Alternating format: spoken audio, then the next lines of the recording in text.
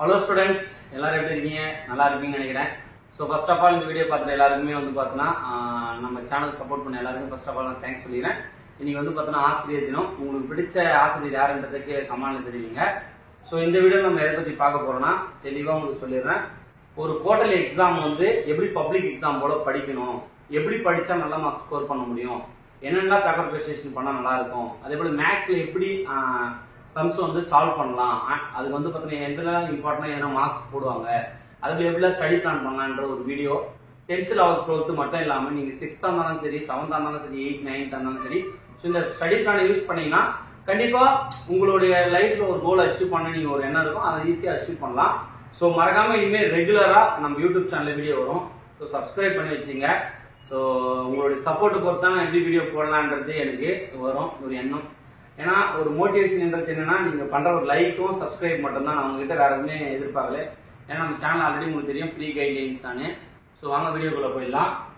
So how to score centum in quarterly examination. இது quarterly மட்டும் இல்லை, பப்ளிக்குமே ஃபாலோ பண்ணுங்க, கண்டிப்பாக நல்ல மார்க்ஸ் ஸ்கோர் பண்ணலாம்.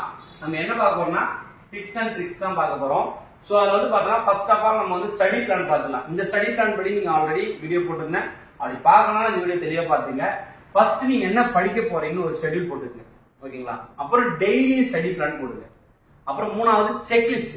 நீங்க என்னென்ன படிச்சிருக்கின்றத ஒரு செக்லிஸ்டா போட்டு அதை கம்ப்ளீட்டடா ஓகே போட்டேவாங்க, இல்ல பெண்டிங்னா பெண்டிங் அதை எழுதிட்டுவாங்க.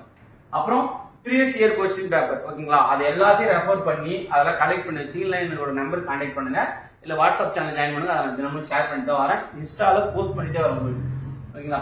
அப்புறம் இம்பார்ட்டன்ட் கொஸ்டின் சாப்டர் வைஸ் என்னென்ன இம்பார்ட்டன்ட் கொஸ்டின் இருக்குன்றத நீங்க வந்து பாத்தீங்கன்னா ரெஃபர் பண்ணலாம். இல்ல நானே ரெகுலரா இனிமே வீடியோ போடுவேன், நீங்க யூடியூப்ல சப்ஸ்கிரைப் பண்ணி வச்சாலும் இன்ஸ்டால ஃபாலோ பண்ணி வச்சு வந்துடும். அப்புறம் மாடல் கொஸ்டின் பேப்பர் ரொம்ப சால்வ் பண்றது ரொம்ப இம்பார்ட்டன்ட்.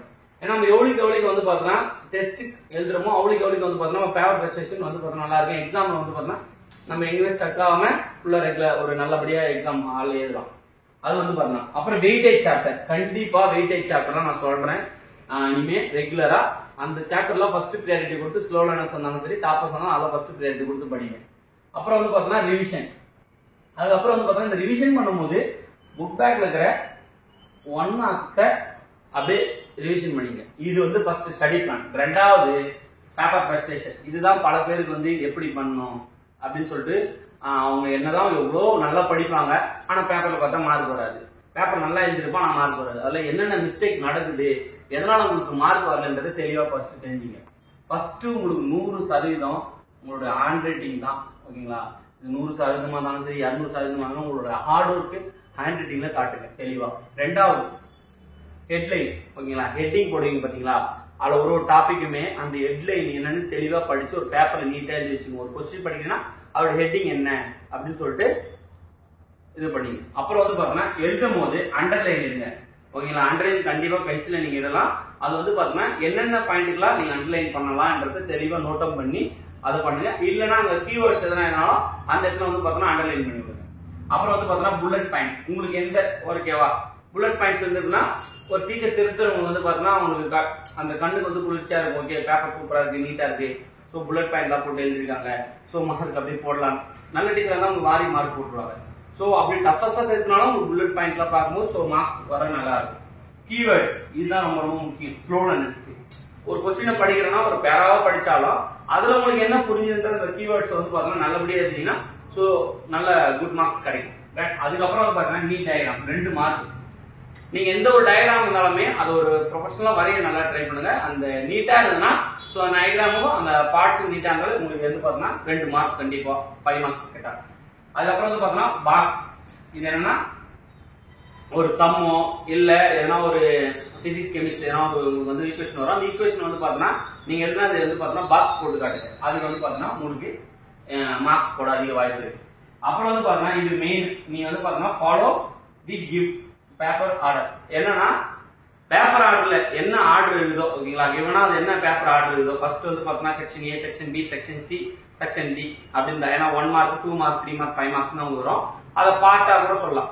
ஆனா நீங்க அந்த ஆர்டர் படி 1 mark first, 2 marks first, second, third, 3 marks, அப்புறம் 5 மார்க்ஸ் உங்களுக்கு எந்த ஆர்டர் ஃபாலோ பண்ணணும் ஓகே. ஆனா ஃபர்ஸ்ட் எழுதுற ஆர்டர் ஃபர்ஸ்ட் கம்ப்ளீட் பண்ணுங்க. 5 மார்க் இருந்தா 5 மார்க், அது 3 மார்க் இருந்தா 3 மார்க், 2 மார்க்ஸ் இருந்தா 2 மார்க்ஸ், 1 மார்க்ஸ் இருந்தா 1 மார்க்ஸ்.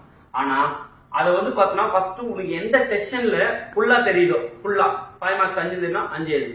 ஸோ எல்லாம் வந்து ஃபுல்லா உங்களுக்கு கவனம் வந்து இருக்கோ அதை வந்து ஃபர்ஸ்ட் உங்க மெமரிஸ்ல இருக்கோ அதை ஃபர்ஸ்ட் இது பண்ணிக்கணும்.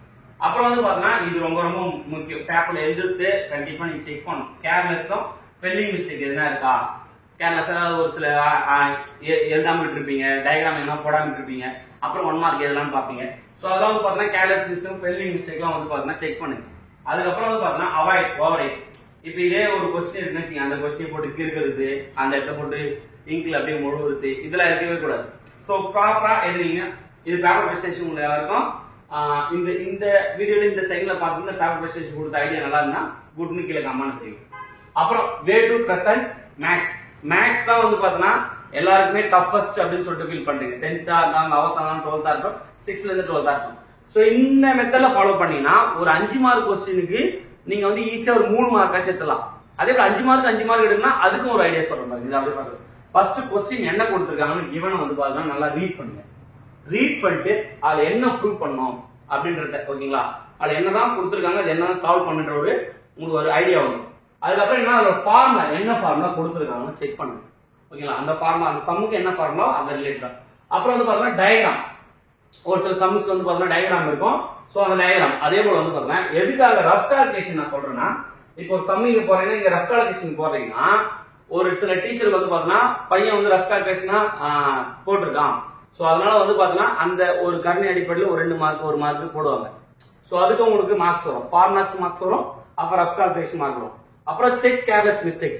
ஏதாவது ஒரு சிலர் வந்து பாத்தீங்கன்னா எப்படி சொல்றதுன்னா ஆன்சர் கடைசியா போடலாம் தெரியாம இருக்கும், ஆன்சர் போடாம விட்டுருவீங்க. அப்புறம் கொஞ்சம் சம்மு போட்டுருப்பீங்க, பாதி சம்மு தெரியாது அப்படியே விட்டுருப்பீங்க. அதெல்லாம் வந்து செக் பண்ணிங்க கேர்லெஸ் மிஸ்டேக் ஏதாவது இருக்கா அப்படின்னு.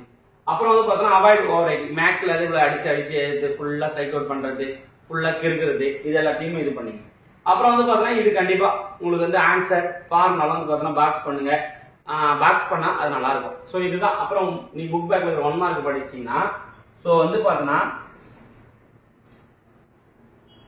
1 மார்க்ஸ் நீங்க இது எல்லாத்தையும் படிச்சிட்டீங்கன்னா சோ இந்த மெத்தட் நீங்க கண்டிப்பா படிச்சீங்கன்னா வரக்கூட கோட்டல் எக்ஸாம்லயே நீங்க நல்ல மார்க் ஸ்கோர் பண்ணலாம்.